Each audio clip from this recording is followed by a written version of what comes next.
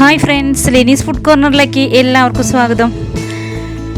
കണ്ടിച്ചേമ്പും ബീഫും കൂടി നല്ല സിമ്പിളായിട്ട് വെക്കാൻ പറ്റിയ ഒരു കറിയാണ് നമ്മളിന്ന് ചെയ്യുന്നത്. വളരെ എളുപ്പം തന്നെ ചെയ്തെടുക്കാൻ പറ്റിയ കറിയാണ്, പക്ഷേ വളരെ ടേസ്റ്റിയാണ്. അപ്പോൾ അതെങ്ങനെയാണെന്ന് നമുക്ക് നോക്കാം. അതിന് മുന്നേ എൻ്റെ ചാനൽ ഇതുവരെ സബ്സ്ക്രൈബ് ചെയ്യാത്തവരൊന്ന് സബ്സ്ക്രൈബ് ചെയ്തേക്കണേ. തൊട്ടടുത്ത ബെല്ലൈക്കനും കൂടി ഒന്ന് പ്രസ് ചെയ്യുക. പിന്നെ ഞാൻ എല്ലാ ദിവസവും രാവിലെ 6 മണിക്ക് ഇതുപോലെ സ്വാദിഷ്ടമായ പല വിഭവങ്ങളുടെ വീഡിയോസ് ഞാൻ അപ്ലോഡ് ചെയ്യുന്നുണ്ട്. അതിൻ്റെ നോട്ടിഫിക്കേഷൻസ് നിങ്ങൾക്ക് കിട്ടുന്നതിന് വേണ്ടി ഓൾ എന്ന ഓപ്ഷൻ കൂടി ഒന്ന് പ്രസ് ചെയ്തേക്കണേ. അപ്പം ബീഫും കണ്ടിച്ചേമ്പും കൂടി എങ്ങനെയാണ് വളരെ സ്വാദിഷ്ടമായ രീതിയിൽ പെട്ടെന്ന് തയ്യാറാക്കി എടുക്കണേന്ന് ഒന്ന് നമുക്ക് നോക്കിയിട്ട് വരാം. അപ്പോൾ നമ്മളിവിടെ 1.25 കിലോ ബീഫാണ് എടുത്തിരിക്കുന്നത്. അതിലേക്ക് ഇഞ്ചി, പച്ചമുളക്, വേപ്പില, പിന്നെ കുറച്ച് ഉപ്പ്, ആവശ്യത്തിനുള്ള ഉപ്പും കൂടി ചേർത്തിട്ട് നമുക്ക് ഒന്ന് വേവിച്ചെടുക്കാം.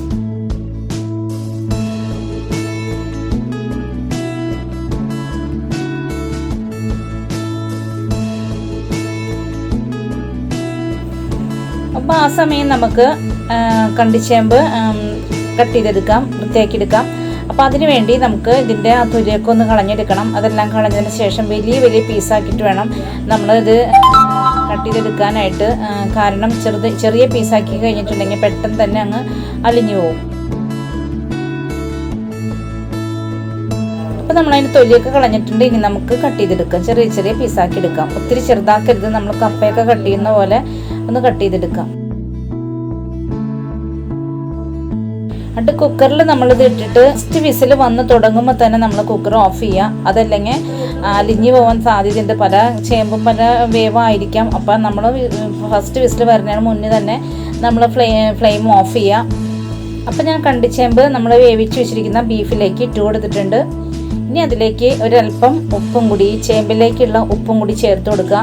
പിന്നെ കുറച്ച് മഞ്ഞൾപ്പൊടിയും കൂടി ചേർത്ത് കൊടുക്കുക.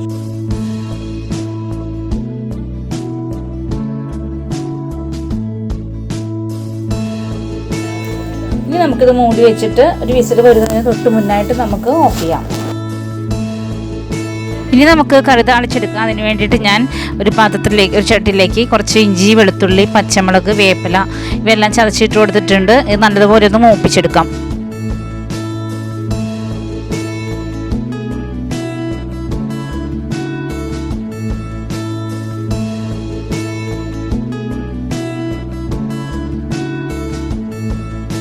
ഒരു 4 വലിയ സവാള ഞാൻ കട്ട് ചെയ്ത് വെച്ചിട്ടുണ്ട്, അത് ചേർത്ത് കൊടുക്കാം.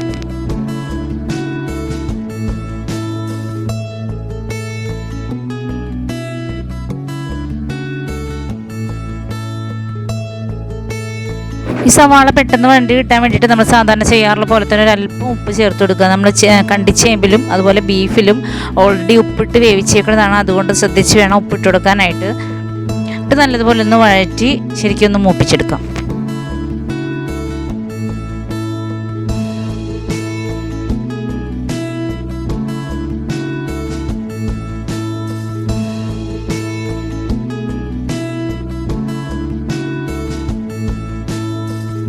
സവാള കറക്റ്റ് മൂപ്പായിട്ട് കിട്ടിയിട്ടുണ്ട്. ഇനി നമുക്കതിലേക്ക് ഒരു 2 സ്പൂൺ ചില്ലി ഫ്ലേക്സ് ഇട്ട് കൊടുക്കാം.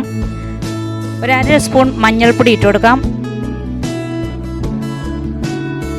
പിന്നെ 2 സ്പൂൺ മല്ലിപ്പൊടി ഇട്ട് കൊടുക്കാം. പിന്നെ 1 സ്പൂൺ ഗരം മസാലയും കൂടി ഇതിലേക്ക് ചേർത്ത് കൊടുക്കാം. ഗരം മസാലയിൽ കുരുമുളക് ഇട്ട് പൊടിച്ചതാണ്, അതുകൊണ്ട് കുരുമുളക് പൊടി ഞാൻ സെപ്പറേറ്റ് ചേർത്ത് കൊടുക്കുന്നില്ല.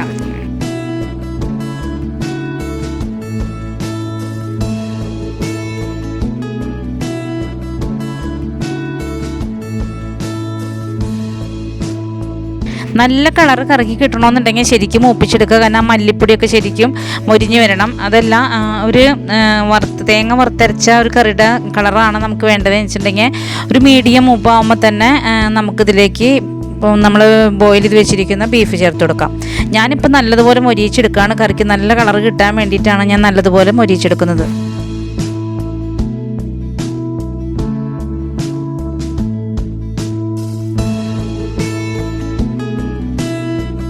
ഇപ്പോൾ നമ്മൾ മസാലകളും സവാളയൊക്കെ നല്ലതുപോലെ മൂത്ത് വന്നിട്ടുണ്ട്. ഇനി നമുക്കിതിലേക്ക് വേവിച്ച് വെച്ചിരിക്കുന്ന ബീഫും കണ്ടിച്ചേമ്പും കൂടി ചേർത്ത് കൊടുക്കാം. അതിനുശേഷം പതുക്കെ ഒന്ന് ഇളക്കി കൊടുക്കാം. ഇത് ഓൾറെഡി നമ്മുടെ ബീഫും കണ്ടിച്ചേമ്പൊക്കെ വെന്തിരിക്കുന്നതാണ്. അതുകൊണ്ട് നമ്മുടെ മസാല ഒന്ന് വേവായി കഴിയുമ്പോൾ തന്നെ നമുക്ക് ഇതിൻ്റെ ഫ്ലെയിം ഓഫ് ചെയ്യാവുന്നതാണ്.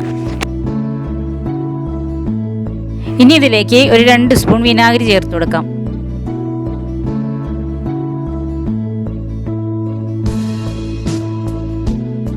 ഇനി പതുക്കെ ഒന്ന് ഇളക്കി കൊടുത്തതിന് ശേഷം 2 മിനിറ്റ് ഒന്ന് തിളച്ച് കഴിയുമ്പോൾ തന്നെ നമുക്ക് ഇതിൻ്റെ ഫ്ലെയിം ഓഫ് ചെയ്യാം.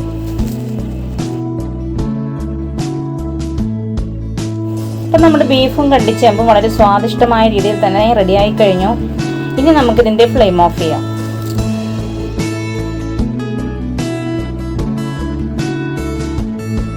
നമ്മുടെ ഇന്നത്തെ റെസിപ്പി എല്ലാവർക്കും ഇഷ്ടപ്പെട്ടെന്ന് ഞാൻ വിശ്വസിക്കുന്നു. ഇഷ്ടപ്പെട്ടാൽ ലൈക്ക് ചെയ്യുക, ഷെയർ ചെയ്യുക, കമൻറ്റ് ചെയ്യുക. പിന്നെ എൻ്റെ ചാനൽ ഇതുവരെ സബ്സ്ക്രൈബ് ചെയ്യാത്തവർ, ആദ്യമായിട്ട് കാണുന്നവരും ഉണ്ടെങ്കിൽ ഒന്ന് സബ്സ്ക്രൈബ് ചെയ്തേക്കണേ.